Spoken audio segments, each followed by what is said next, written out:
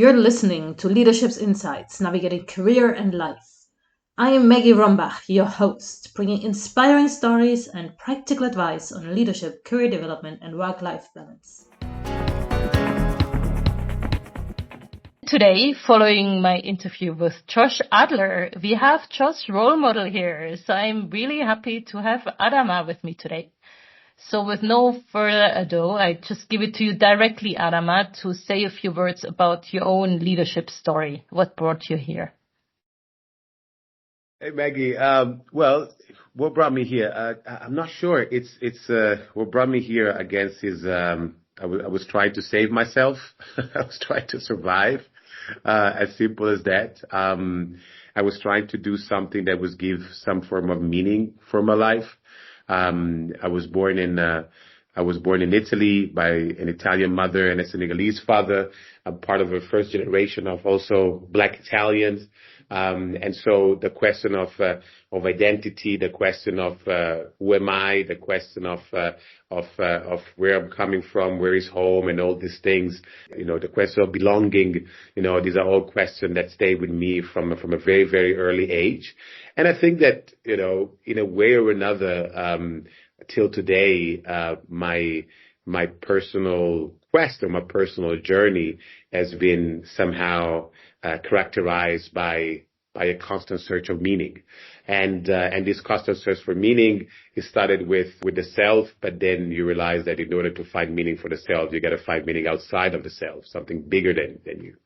And so, with this constant weaving of the personal and the professional, I ended up co-funding and leading now the Moleskine Foundation, that is a foundation based in Milan that now is dealing with creativity and social change. But that kind of passed through a series of experience in the past, that went from emergency relief development, that went through work in the UN, doing a couple of masters together, and then getting to this new work. Great, thanks. And also it links with quite a lot of leadership challenges as we just caught up on, including thought leadership, right? I mean, that's a Absolutely. Big challenge you're working on and you're advancing. That's great. So cool. So with that, let's get started with the questions. The first one is around values. So what are your top 3 guiding values, both in your career and in personal life? I mean, it's always not easy to get to me. Is like I'm always a little bit afraid when I get too dogmatic in my in my conceptions of what I have to do or what inform my decisions. But by stating the fact that there should be I think like a constant research, and I think it starts with an idea of part of the value, some language that for me is very useful, has been very useful, is the idea of self-awareness. So a constant work around self-awareness and consciousness, and the capacity to keep asking questions, because that's kind of the engine, to pretty much everything. There is this idea that Hegel used to say, that they say like, we don't know what we know, meaning we don't know what we think we know. And the moment that idea gets transformed into a constant search of knowledge, that's an idea of self-awareness. And it's important because it starts also with a statement of understanding your positionality, understanding the fact that there are a lot of things that we cannot know or we think we know, but we don't. And so again, it's a push to a search. The second value that resonate with me, also in relation to the last few years that I spent a lot of time in South Africa, is the concept of Ubuntu. And Ubuntu is a word, is a concept that became popular in the Western world during the 90s because of Desmond Tutu and Nelson Mandela. And it's a concept that somehow delineate a way to deal with the struggle and in the search of freedom. And Ubuntu is somehow it's something that say that it's a statement around humanity, and it's a statement about yourself in relation with humanity. This idea that I am because you are, and there is no distance between myself and you, and it's hard to translate precisely, but somehow it's something that helped me to go outside the dichotomy of me and the other. Even Rimbaud would say, I is the other. The idea that there is no distance between myself and the other. And this is a concept that it's useful to have in the back of your mind because it allow you to go beyond, this dichotomy. And when you have to take tough decisions, do you take it with the spirit of Ubuntu in your heart? And I also think Ubuntu is a fascinating concept because in a South African context, it's not only a philosophical high level idea, but it's also a legal term. It's been used for finding legal resolution at a constitutional level. So it's something that expand the way in which we think that we can solve problems and we can do things and our posture towards it. The third is love. Third is love. And of course, when I think about love, I'm not thinking love in terms of a pop version of love and not even necessarily a romantic love, but I'm thinking love as a sense of ethic. There was bell hooks who would always say that without love we cannot aspire to build a world that is more equal, just, and free. And the concept of love, I think, is one of the values that we should recuperate. I do a lot of conversation and sometimes I give speech in boards and big corporates and things like that. And every time I use the word love, there is the panic in the room. And I found it quite funny, But it's important to recuperate an idea of what is love, and really kind of an understanding that love is a space of freedom, is a space of affirmation. But at the same time love is a space of transcendence. Is a space of resistance towards the apparatus and the society that decided to ask you to go in a specific direction or to play a specific role. And it's out of love that you can become something else. It's out of love that you do that. And at the same time, while love is an affirmation of the self, is somehow even that one connect with the word of Ubuntu, because at the same love, and you and the mother, you know better than myself, there is something that true love transcends you. It's almost push you to the limit of of a personal identity of a human being, because it pushes you to go beyond that, beyond yourself, And I think again, I take these values almost waypoints, as almost a compass. And so when I had to do my things, the idea of keeping those points with me is not they are necessarily every time like practical, things that I can use, but is that language that can inform my decision, that can inform my posture, that can inform the vision of what I'm supposed to do, or the vision of my specific things, my specific task, at the moment. Wow, that's been really deep. So what I've been hearing is self-awareness, Ubuntu, and which is really kind of connectedness and love. And I also deeply believe in connectedness of all of us. And I also heard a bit of something around freedom. You actually used that word at least 3 or 4 times. There's something also about the freedom that comes in all of that.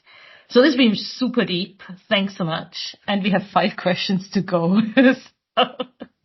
That I'm Italian and Senegalese. Brevity is not exactly my strongest feature, but let's try. I'm gonna be quick. No problem at all. This is super deep and super rich, so let's just go with the flow. So the next one is around accomplishments. Can you think of one that you're really proud of, and why? Again, it's always hard to find stuff. Because I think that when you are in the process of doing things, you're always connected to the next challenge, the next thing, to the next thing. And so it's a little bit difficult. Like I don't have a perception of big achievement. But I can tell you this, that's something that it was funny. I have to give a talk actually in Geneva in next month, and is this for this big company, and of course, as big companies, corporation, they write a profile that's supposed to be, so they can justify why they're having me there, and it's funny because the way they put my biography, I read the biography and I was like, huh, that's impressive. That's impressive. Who's that guy? He's cool. Interesting. He was saying like, Adama this and that, and he created this foundation, and he collaborated to build. I mean, he built like international network of creative change makers, and his ideas were featured in the New York Times, in Harvard Business Review, and this and that, and I read it, and I was like, huh. That's not bad. So I feel like I'm not. It's very hard for me to think about it on a personal level. Sometimes it's interesting when, and it feels good when you receive a picture from somebody else, and it kind of, you see it written, you're like, oh, that's interesting. I don't know how much that means, but it's what actually that means, but it's an interesting feeling. It's an interesting, it's a nice emotion. So that's super interesting as an answer, because first of all, I think you're right, because before you actually talked about continue asking question, lifelong learning. So in a way, it kind of puts into question the whole concept of one big achievement, because the whole point is about continually improving. And it just also shows that you're quite a humble guy, because you're like, okay, you're not even aware of all the great stuff you've done. So that's also quite cool. So here comes the next one. So when you're hiring or promoting individuals, or maybe also the organizations you're looking for or you're working with, what qualities matter most beyond technical skills?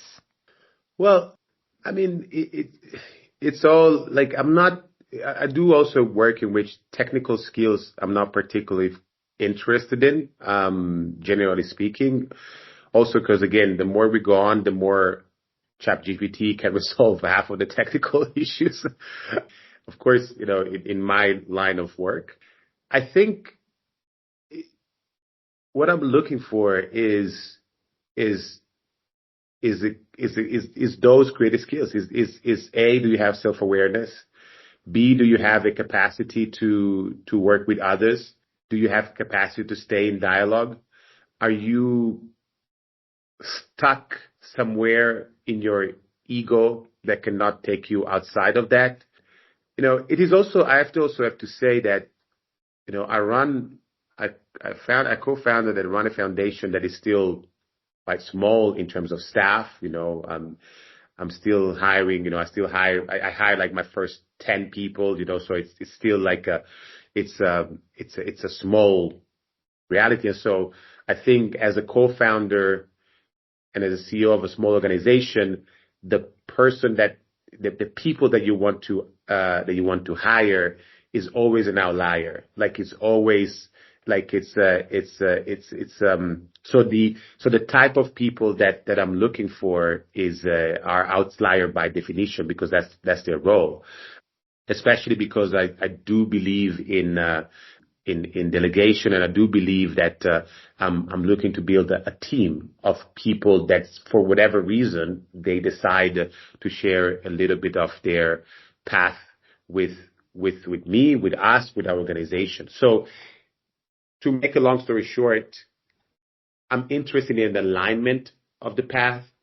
Is what we're going to build something that interests you? Is this a place where you can build a little piece of your life? And if that's the case, do you have the main features in terms of curiosity, understanding, openness, compassion, to actually stay in the process? Yeah, so it's really about mindset, values, and alignment. So yeah. No doubt. Excellent. So here comes the next one. Do you have one top tip for maintaining a work-life balance in today's really fast-paced world? I mean, again, a work-life balance, I think, is also starts from an assumption that your work doesn't give you any balance. Like it starts from an assumption that there is a work job that is supposed to be painful, stressful, not necessarily interesting, and something you do mostly to survive, and it stays you in a human pace. And then you need to basically, since like this is a necessary evil, then, you need to have something to counterbalance it.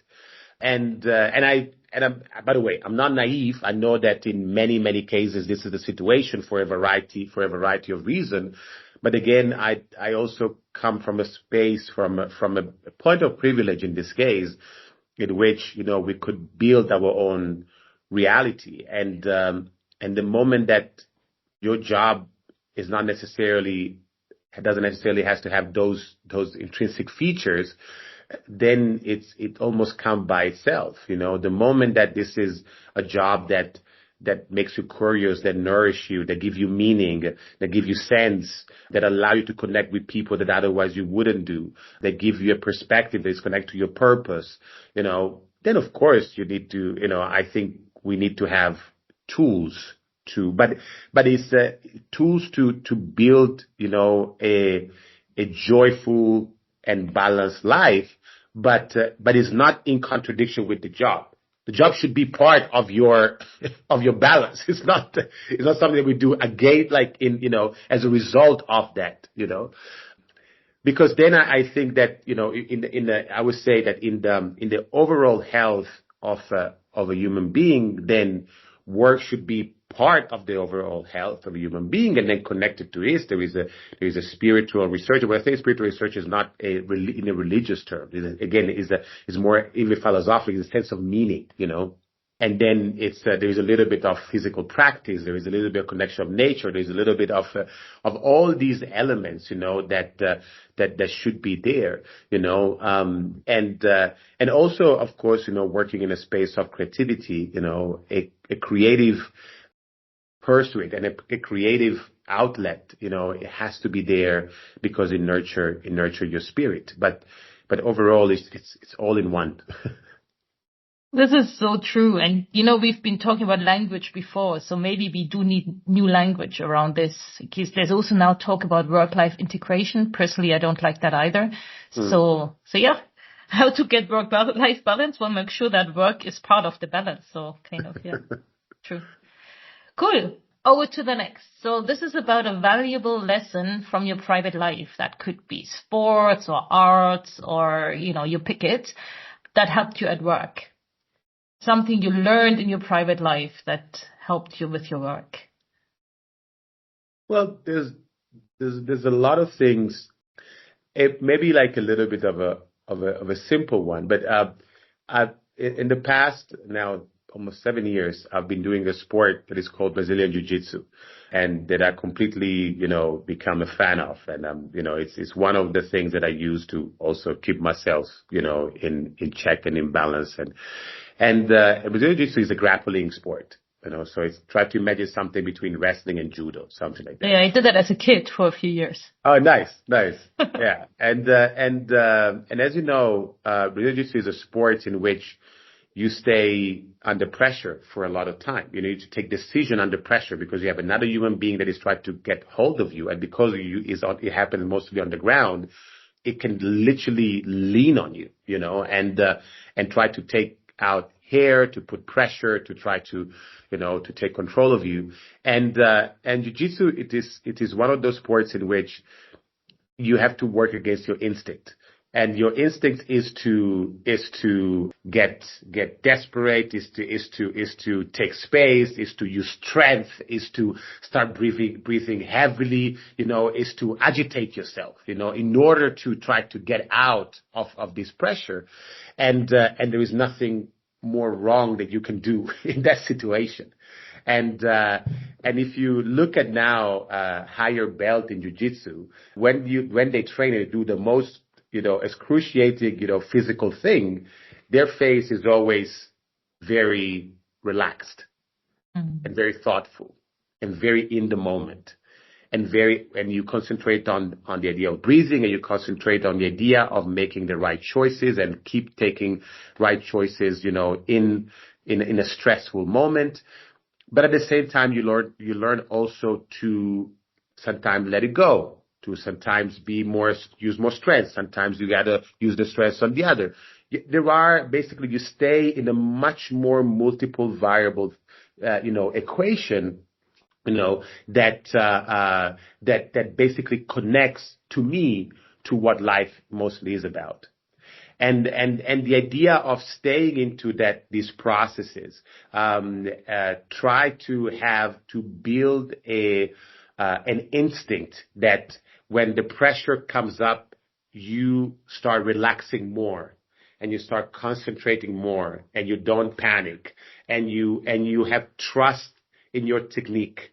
You have trust in what you know, and that you sometimes, even in a moment that you're like, oh, I'm not getting out of this, but you trust the technique, the things, sometimes you get out, and you get out in the right way. And also the idea that sometimes you don't.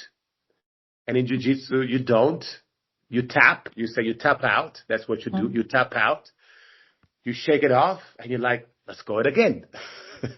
That's amazing. I really love this analogy. Yeah, especially go against your instincts to actually have a better solution in a way, or to approach it in a different way. Yeah, that is funded in practice, though. It's funded in doing. It's not funding in theory. It's funding in doing. Yeah, that's great. That's really cool, jiu-jitsu. I should try that again sometime. So here's the last one of this set of questions, which is around a significant role model. So who would be a role model for you, and why is that person a role model? Who do I have as a role model?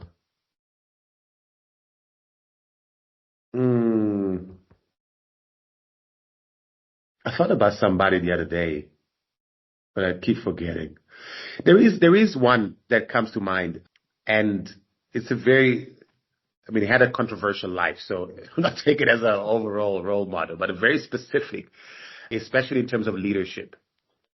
And it's Miles Davis. And the reason why I say Miles is because Miles, later on in his career, his second band, when he was already Miles Davis, he created a band with a group of kids, 17 years old, 18 years old. Among these, some of the people that are very famous is like people like Herbie Hancock. And Miles literally create the band, and they put it on the stage. The people of the band thought that they were rehearsal, and then they found themselves in front of a crowd, and it's like, this is how you rehearse. And they were just playing, and they were trying to let them become themselves, and to do that, you gotta have a vision, a confidence, and understanding, a trust, that is beyond as a leader. Because basically put a bunch of, unpolished talents, and they say, let's go, let's do this, and in this, there is a unique capacity of leadership. There's a unique capacity of vision. And there is something that I often talk about. It's quite a well-known episode in which, in one of those moments, Herbie Hancock actually, played, and he made the wrong chord. He made the wrong chord, and Miles heard it, and everybody heard it, but Herbie got so panicked. That's what he says, is that he took the hands off of the keyboard. Miles heard it, and what it did, instead of going crazy, say you're needed or whatever, he simply changed the harmony of his second of his part. So the mistake of Herbie wasn't a mistake anymore. Wow, this is like improv theater. That's amazing. That's what jazz musicians do. But in that case, is that capacity of a leader, to stay connected to a bigger purpose, to not go into the blaming, the mistakes, even the lesson. Even being nice and say, oh, this is a lesson for you. No, it was so concentrated on the purpose that it's just move through flexibility and change his own harmony so that wasn't a mistake anymore, and that everybody and the band could continue playing. So I don't know. I feel like in this story, in Miles is always embodying a lot of the things that today's leadership sometimes is scarce of. Mm. Yeah, and it's like being courageous, having trust, and Exactly. being flexible. Wow, that's really inspiring. So thanks so much. That was the 6 big questions. You've done it, and it was very inspiring. So now comes the quick fire burst bit. So I'll be shooting questions at you, and I challenge you to answer with one word. So I know this is going to be really tough for you. Yeah. It might not be possible to really answer with one word. You can maybe use 2 or 3. But I mean, let's try to really go like boom. Okay, cool. All right. So here we go. Please describe your leadership style in one word. Creative. What's the key to successful teamwork? Trust. One must-read book. It's tough. I would say, damn, I forgot the title, but I have it written somewhere. The latest book of Ricky Rubin. Okay, so we looked that up. We'll I have to admit, I don't know who that is, but I found out. What type of dream job would you like to have, if not your current one? Not necessarily a specific position, but like what type of job would you love to do, if not the one you're currently doing? I love the job that I'm currently doing. Minister of Culture.